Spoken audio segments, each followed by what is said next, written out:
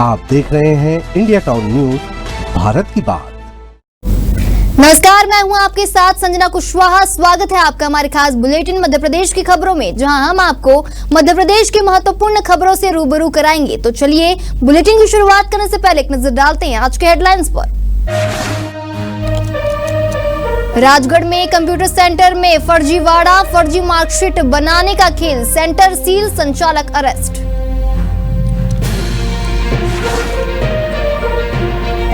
शिवपुरी तहसीलदार का रेडर घूसखोर, 10,000 की घूस लेते पकड़ाया, लोकायुक्त ग्वालियर की कार्रवाई।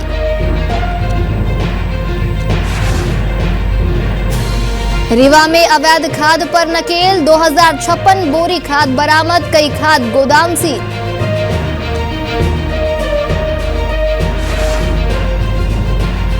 रीवा के शिक्षा विभाग में बड़ा फर्जीवाड़ा, फर्जी अनुकंपा नियुक्तियां, 6 लोगों पर हुई एफआईआर।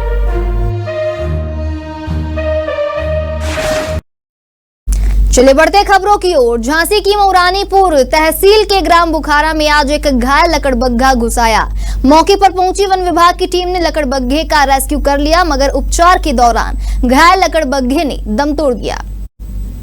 ग्रामीणों के अनुसार यह एक खतरनाक जानवर है जो कुत्तों, गधों, बकरियों के अलावा छोटे बच्चों को अपना शिकार बनाता है और शेर, चीता के मुंह से शिकार को छीन लेता है। लकड़बग्घे को देख ग्रामीण दहशत में। उनका कहना है कि गांव के आसपास और भी लकड़बग्घे हो सकते हैं। लकड़बग्घा इस जानवर से क्या खतरा है लोगों को? खतरा है, बच्चों को पकड़ सकता है, चिड़ी भी पकड़ता है, आदमी पे हमला भी बोल सकता है। अच्छा, यहाँ कोई जनहानि तो नहीं हुई? नहीं। अच्छा, कब से था यहाँ? सुबह 6 बजे। सुबह 6 कहाँ गया? कहाँ गया? अटकाई पकड़ ले गए। कहाँ गया जानवर? यहाँ से चला गया 15 के पीछे, अटकाई ले गए। अटकाई ले गए। लकड़बग्घा इससे क्या खतरा होता है? बकरियाँ खाता है, वो आदमियों को भी झपटता है, और अब जंगली जानवर है वो तो किसी पे भी हमला कर सकता है। अच्छा, यहाँ कोई हमला तो नहीं किया? नहीं। अच्छा, कौन आए थे यहाँ पे? वन विभाग। अच्छा, वन विभाग पकड़ ले। खबर रीवा से है, जहां अवैध खाद कारोबारियों के खिलाफ पुलिस और कृषि विभाग की संयुक्त टीम ने बड़ी कार्रवाई की है। बता दें, बीते दिनों गिरफ्तार किए गए आरोपियों की निशानदेही पर छापेमारी की गई, जिसमें अब तक 3 आरोपी सलाखों के पीछे पकड़ा चुके हैं और कुछ 2056 बोरी अवैध खाद जब्त की जा चुकी है। साथ ही पुलिस ने गोदामों को भी सील कर दिया गया है। पुलिस को लगातार अवैध खाद के भंडारण की शिकायतें मिल रही थी। रीवा जिले के सिरमौर विश्वविद्यालय और चोरहटा थाना क्षेत्र में यह कार्रवाई की गई है। सबसे बड़ी कार्रवाई सिरमौर क्षेत्र में की गई, जहां एक बड़े अवैध खाद गोदाम को सील कर दिया गया। इसके अलावा चोरहटा थाना क्षेत्र के अटरिया में 600 बोरी खाद बरामद कर गोदाम को सील कर दिया गया। मौके पर मौजूद कृषि विभाग और पुलिस अधिकारी जब्त खाद के दस्तावेजों की बारीकी से जांच कर रहे हैं। यह केवल एक कार्रवाई नहीं है, बल्कि उन मुनाफाखोरों को ये चेतावनी है जो किसानों की मजबूरी का फायदा उठाकर कालाबाजारी को बढ़ावा दे रहे हैं। पुलिस ने बताया कि यह मुहिम अब पूरे जिले में जारी रहेगी और जल्द ही इस गोरख धंधे से जुड़े अन्य लोगों के खिलाफ भी कार्रवाई की जाएगी। ये चोरहटा जो हमारा थाना है, चोरहटा थाना प्रभारी और संबंधित सीएसपी उनके द्वारा पुलिस अधीक्षक महोदय के नेतृत्व में, आईजी साहब, डीआईजी साहब के नेतृत्व में ये कार्यवाही की गई है। और जैसा कि आप जानते हैं कि समय समय पे शिकायतें मिलती रहती हैं कि अवैध तरीके से जो उर्वरक हैं या जो खाद हैं उसका भंडारण किया जा रहा है। तो इन्हीं शिकायतों के चलते ये इसको वेरीफाई करने के लिए कार्यवाही की गई। और जब ये कार्यवाही की गई तो चोरहटा क्षेत्र में गोदामों पर भी रेड की गई। एक गोदाम चोरहटा क्षेत्र में है, इसके अलावा सिरमौर और विश्वविद्यालय क्षेत्र के गोदाम पर जो कृषि विभाग है उसकी टीम के साथ हमारी पुलिस विभाग की टीम ने जो है वहाँ पर सर्च किया और सभी जगह के मिलाकर अभी तक लगभग 2000 बैग्स जो हैं वो पुलिस के द्वारा जब्त किए जा चुके हैं। और इसमें आवश्यक वस्तु अधिनियम के अंतर्गत मुकदमा कायम किया गया है और 3 व्यक्तियों को इसमें आरोपी बनाया गया है। तीनों को ही अरेस्ट कर लिया गया है। शेष मामला अभी विवेचनाधीन। खबर नरसिंहपुर से है, जहां अपने समधी से बदला लेने के लिए रिटायर्ड टीआई ने एक निर्दोष आदमी की हत्या करवाकर उसकी लाश को समधी के खेत में फेंकवा दिया। इस बड़ी साजिश का भंडाफोड़ हो गया और पुलिस ने रिटायर्ड टीआई समेत वारदात में शामिल सुपारी किलर को गिरफ्तार कर लिया है। मामला नरसिंहपुर के करेली थाना क्षेत्र का है, जहां retired police inspector Shankar Lal झारिया की बहू ने शंकर लाल और उसके बेटे पर दहेज प्रथा के तहत मामला दर्ज कराया था। इसी बात से नाराज शंकर लाल झारिया ने अपने बेटे के ससुर अमोल झारिया को फंसाने के लिए करेली के खुलरी गांव के रहने वाले नारायण काछी की हत्या कराकर उसकी लाश अपने समधी के खेत में फेंक दी थी। मामले की जांच में पुलिस को पता चला कि नरसिंहपुर स्टेशन के पास रहने वाले बसंत वंशकार ने नारायण सिंह की हत्या कर शव को अमोल झारिया के खेत में फेंका था और शंकर लाल झारिया ने बसंत वंशकार को पैसे देकर नारायण की हत्या करवाई थी। यह कृत्य उसने अपने समधी से बदला लेने के लिए किया था। वहीं पुलिस ने मामले में दोनों आरोपियों पर हत्या का मामला दर्ज कर उन्हें गिरफ्तार कर लिया है।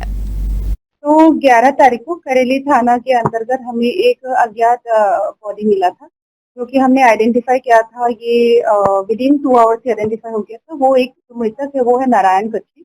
उम्र लगभग उसका 45 के आसपास होगा। लोग ऐसे कहते हैं कि वो घूमता फिरता रहता था, लेकिन लगभग वो करेली में ही अधिकतर रहता था। तो उसमें हमारी टीम ने, खासकर प्रियंका केवट के उसमें लीडरशिप में, थाना प्रभारी है, बहुत ही अच्छे कामों की 24 घंटे के अंतर्गत वो मर्डर ना कि उसको आइडेंटिफाई किया गया, पूरा ट्रैक किया गया है।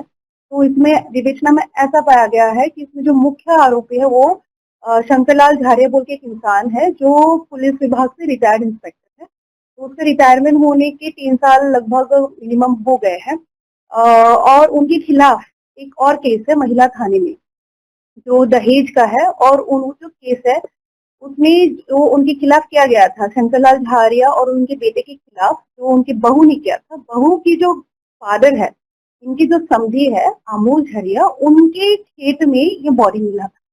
तो बेसिकली ये समझ में आ रहा है कि रिवेंज के रूप में, ताकि अमोल झारिया को रिवेंज हो, जेल जाए, इसलिए उसने बॉडी वहां डिस्पोज कराया। लेकिन उसने खुद नहीं मारा था, उसने हायर किया था एक वंशकार बोल के इंसान को, जो स्टेशनगंज के रहने वाले हैं। उसको उसने पैसा दिया था, कैश दिया था, और उससे फिर रॉड से उसने उसको मारा। फिर दोनों फरार हो गए थे। फिर पुलिस ने 24 घंटे के अंतर्गत उनको अरेस्ट किया। छतरपुर जिले के बमीठा में एक बार फिर चोरों ने बड़ी चोरी को अंजाम दिया है। बता दें, घर वाले दरवाजा खुला छोड़कर सोते रह गए और चोर घर में से सोना, चांदी एवं कैश समेत 80 लाख का माल उड़ा ले गए। बमीठा के कपड़ा एवं गल्ला व्यापारी पन्नू जैन के घर में यह वारदात हुई है। पन्नू जैन घर के पहले फ्लोर पर गर्मी की वजह से गेट खुला छोड़कर सो रहे थे। नीचे वाले फ्लोर में उनके लड़के सोए थे। अंदर रूम में रखे सोने चांदी के आभूषण और नकदी को चोर निकाल ले गए। तड़के करीब 3:30 बजे बमीठा पुलिस को सूचना मिली। वहीं बमीठा थाना टीआई ने मौके पर जाकर मुआयना किया। बमीठा थाने पहुंचे व्यापारियों ने चोरी का खुलासा जल्द करने की मांग की है। वहीं टीआई ने कहा कि चोरों की तलाश की जा रही है। जांच में एफएसएल की टीम, डॉग स्क्वाड एवं साइबर टीम की भी मदद ली जा रही है। ये आज मध्य रात्रि में कस्बा बमीठा में सुमन कुमार जैन, पन्नू जैन के नाम से अज्ञात चोरों द्वारा चोरी की गई है, जिसमें कुछ कैश लगभग 1.5 से 2 लाख रुपए और सोने चांदी का सामान चोरी हुआ है। और ये लगभग घटना 12 से 2 बजे के बीच में है। जैसे ही सूचना मिली, पुलिस के द्वारा घटनास्थल का निरीक्षण किया गया। घटनास्थल पर अभी मौके में वर्तमान में डॉग स्क्वाड, फोरेंसिक एक्सपर्ट की टीम और हमारे साइबर सेल की टीम भी यहाँ पर आ रही है। वरिष्ठ अधिकारियों को अवगत कराया गया है। इसके लिए एसपी साहब के द्वारा 3 टीमें भी बनाई गई हैं और एक SIT को भी गठन किया गया है। हमारा प्रयास है कि इसमें जल्द से जल्द इसका प्रयास करें।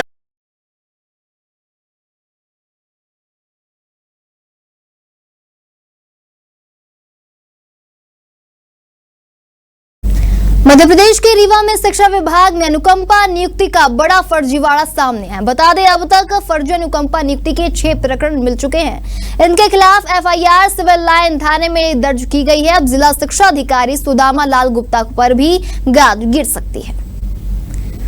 रीवा जिले के शिक्षा विभाग में एक साल के भीतर 36 अनुकंपा नियुक्तियां हुई हैं। अनुकंपा नियुक्ति प्राप्त सभी लोगों को नोटिस देकर कागजात सहित जिला शिक्षा कार्यालय बुलाया गया था, लेकिन 10 नहीं पहुंचे। उनकी कागजात बारीकी से चेक किए गए, जिसमें से 6 पूरी तरीके से फर्जी निकले।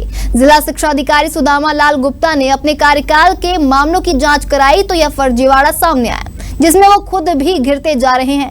अब तक उनके हस्ताक्षर से 6 फर्जी अनुकंपा नियुक्ति आदेश जारी किए गए हैं। वहीं डीईओ सुदामा लाल गुप्ता ने फिलहाल 5 और फर्जी अनुकंपा नियुक्ति लेने वालों के खिलाफ सिविल लाइन थाने में एफआईआर दर्ज करा दी है। संलग्न लिपिक को अनुकंपा का प्रभार जिला शिक्षा अधिकारी सुदामा लाल गुप्ता द्वारा दिया गया था।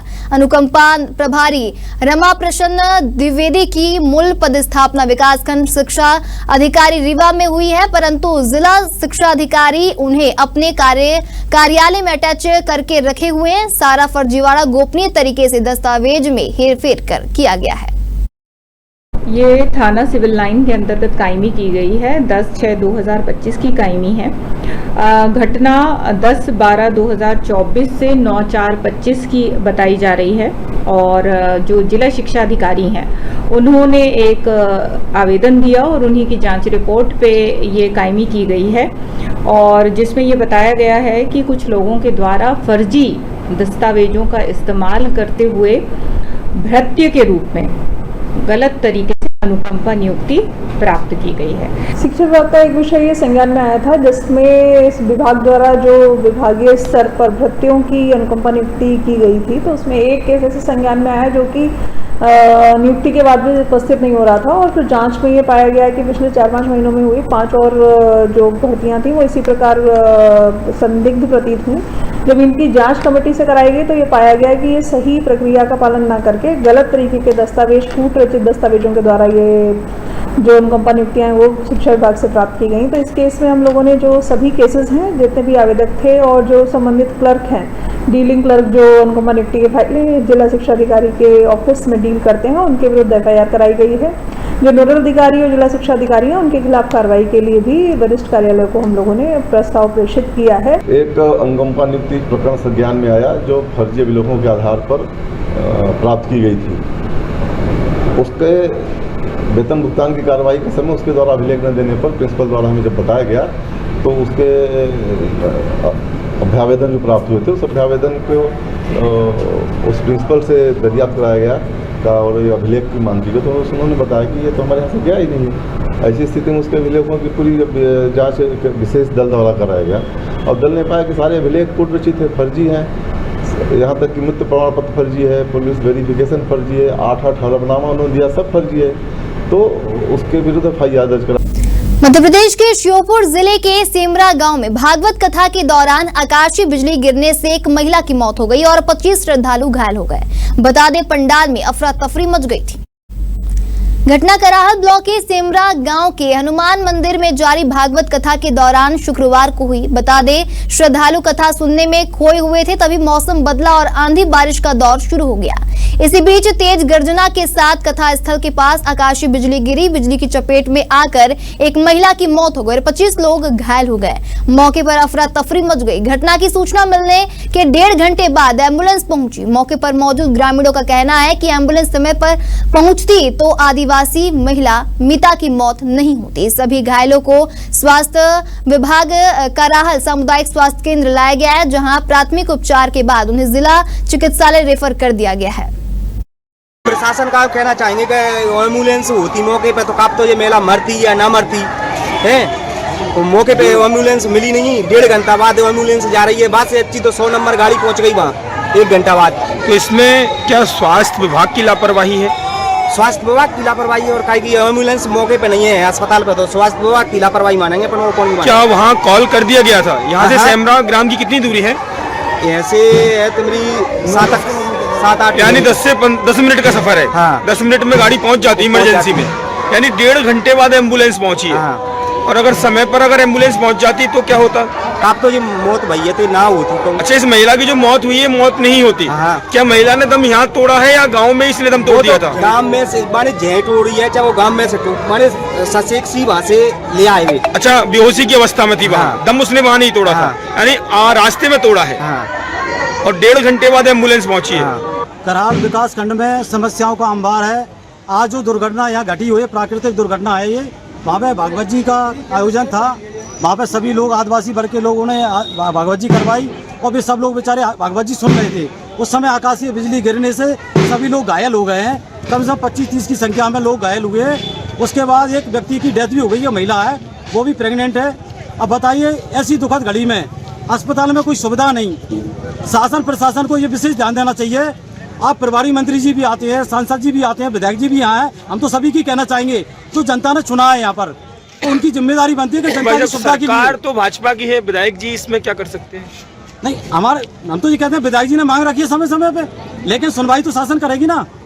और लेकिन जो प्रभारी मंत्री जी हैं हमारे और सांसद जी हैं, उनको भी जनता ने यहाँ वोट दिया है, सांसद जी को, तो उनकी भी विशेष महत्व है कि कम से कम यहाँ सरकारी अस्पताल में सुविधा बढ़े, 100 बिस्तर का अस्पताल बने यहाँ। क्योंकि अब आबादी यहाँ 25,000 की है। 25,000 की आबादी में 10 पलंग कैसे काम करेंगे? ये कराल तहसील के गांव सेमरा में आकाशीय बिजली की घटना हुई है। उसमें 25 लोग तकरीबन घायल हुए। इसमें एक की मृत्यु हुई है।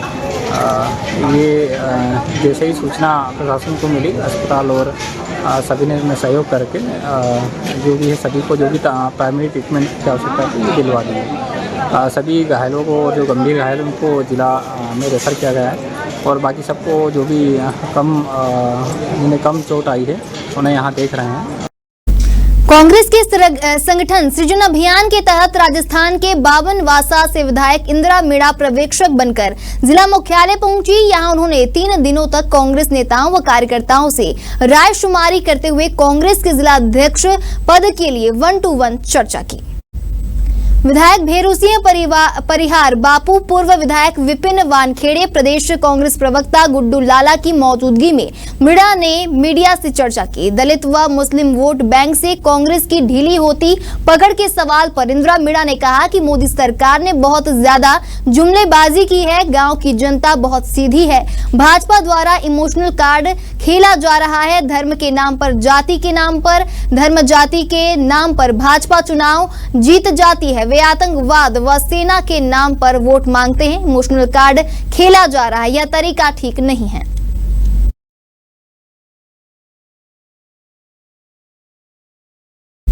सीहोर जिले के ग्रामीण क्षेत्र में चोरों के हौसले बुलंद है। बीती रात अहमदपुर थाना क्षेत्र के ग्राम जुगराजपुरा के हनुमान मंदिर से अज्ञात चोर चांदी का मुकुट चुरा ले गए। बता दें, मंदिर दर्शन करने पहुंचे ग्रामीणों ने जब हनुमान जी के प्रतिमा से मुकुट गायब देखा तो मंदिर के पुजारी को सूचना दी। सूचना के बाद पुजारी ने अहमदपुर थाने में शिकायत दर्ज कराई। पुलिस ने सीहोर मुख्यालय से डॉग स्क्वाड बुलाकर जांच की। इस गांव में चोरी की यह दूसरी घटना है।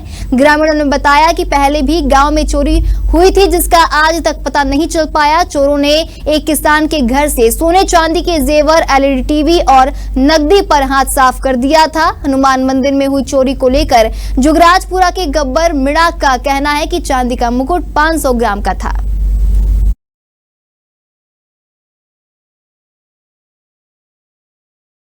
हमारे खास बुलेटिन मध्य प्रदेश की खबरों में फिलहाल इतना ही। तमाम खबरों के लिए बने रहिए इंडिया टाउन न्यूज के साथ। नमस्कार।